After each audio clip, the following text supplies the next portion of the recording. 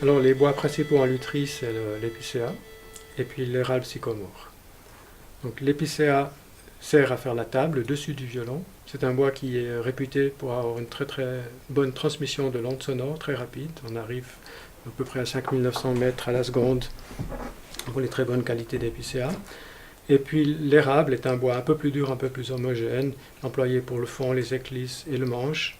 Et il a une fonction un petit peu, si on veut, d'expulser cette sonorité vers l'extérieur. On a dessiné le contour exact de l'instrument qu'on veut avoir. Et puis avec différents outils, on a commencé par ébaucher une voûte. Bon, le travail de luthier est assez polyvalent. Il y a certains collègues qui sont uniquement axés sur la construction, d'autres uniquement sur la restauration. Ici, on est plutôt généraliste, on s'occupe d'entretien, beaucoup de réparation. Alors, il y a ma collègue là qui est en train d'ajuster un chevalet pour un instrument qui était fait dans un atelier allemand. Donc les finitions sont souvent faites ici. Les réglages sont très importants pour la qualité de l'instrument aussi.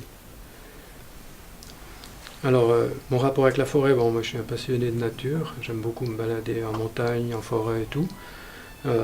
Nos essences proviennent en général de forêts de montagne, mais j'ai pas la connaissance, disons, de l'abattage de l'arbre jusqu'à la préparation de la planche qu'on emploie. Mais par contre, à niveau personnel, c'est très important pour moi ce rapport, évidemment.